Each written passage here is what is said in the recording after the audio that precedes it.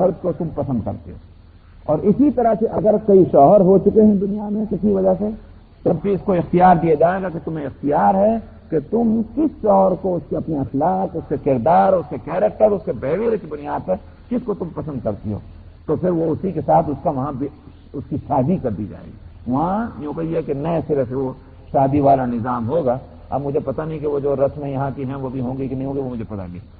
تو بہرحال یہ کہ یہ تو ہے وہ جنتی بیویوں کا مسئلہ. رہ گئی حوریں.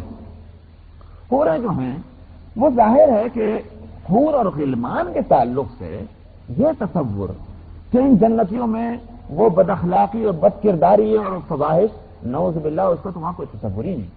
جنہوں نے زندگی پاک بازی کے ساتھ گزاری ہے، ان کا اخلاق اور کردار اگر دنیا میں اتنا پاک اور صاف تھا تو وہاں کیا وہ بے حیائیاں کرتے ہوں گے؟ دراصل یہ ایک اچھی کمپنی اللہ سبحانہ و تعالی مہیا فرمائیں گے، وہ ہے غلمان اور حوروں کا. لیکن سوال یہ کہ ہوں گے کون؟ جہاں تک غلمان کا تعلق ہے، ان کے بارے میں مفسرین اس طرف گئے اور علماء کہ وہ بچے کہ جن کے ماں باپ جنتی نہیں ہیں، ان کے بچوں کو یہ غلمان اللہ سبحانہ و تعالی بنائیں گے. یعنی مطلب یہ کہ نابالغ بچے تھے، ماں باپ ان کے جنتی نہیں تھے. ماں باپ اگر جنتی ہوں تب تو وہ آیت گزر چکی ہے سورہ طور کے اندر، اور اس میں یہ کہا گیا تھا کہ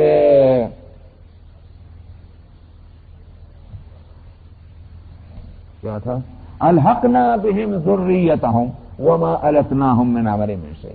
جو جنتی ہوں گے ان کے بچوں کو انہیں کے ساتھ ملا دیا جائے گا تو وہ خود جنت کے مستحق بن جائیں گے ان کے بچے جو صالحین کے مومنین. لیکن جو جنتی نہیں ہے ماں باپ، ان کے نابالغ بچوں کو کیا کیا جائے گا؟ وہی ہوں گے وہ غلمان کہ تو یہ یوں کہیے کہ دل بہلانے اور اچھی کمپنی مہیا کرنے اور جنتوں کی آبادی کا ذریعہ بنیں گے. اسی طرح حوریں کون ہوں گی؟ حوریں وہ لڑکیاں کہیں ہو سکتی ہیں کہ جن کے ماں باپ جو ہیں وہ جنت کے مستحق نہیں ہیں اور ان کی گویا کم عمری میں انتقال ہوا، اللہ سبحانہ و تعالی وہاں ان کو یہ حوروں کی شکل دیں گے. تو ان کا بھی وہی مصرف ہوگا کہ جنتوں کی آبادی اور جنتیوں کے واسطے دلچسپی اور یوں کہیے کہ ان کی دلچسپی کا لفظ کہیے کہ ان کے خوشی کے واسطے خوشی کا ذریعہ بنیں گی.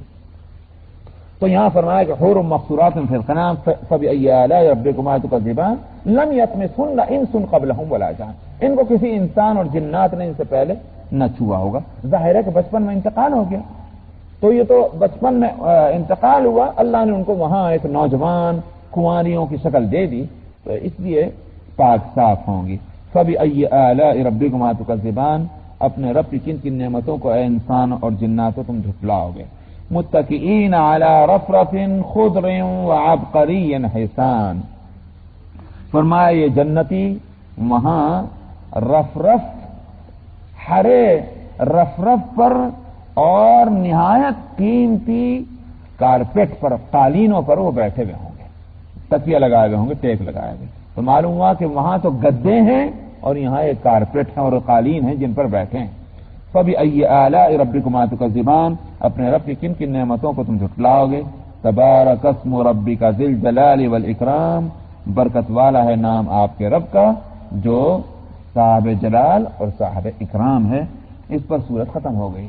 تو اس میں اللہ سبحانہ و تعالی نے اس سورت میں ابتدا جو کی تھی وہ کی تھی اپنی شان رحمانی کو بتلا کر قرآن کے تعلیم دینے کو اللہ نے اپنی نعمت قرار دیا تھا، اور اس کے بعد یہ کہا تھا کہ اللہ سبحانہ و تعالی نے دنیا میں تمہارے اوپر یہ مہربانیاں کی، آخرت میں تمہارے لیے ان نعمتوں کا انتظام ہے، اور ان نعمتوں کا مستحق بنانے کے واسطے قرآن کو نازل کیا گیا.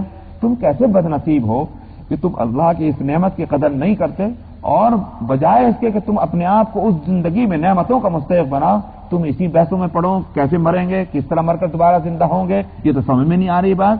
ان باتوں میں تم اپنا وقت ضائع کر رہے ہو، یہ تمہارے لیے نقصان دہ. بس واخر دعوانا انشاءاللہ آئندہ ہفتے آئندہ سورہ.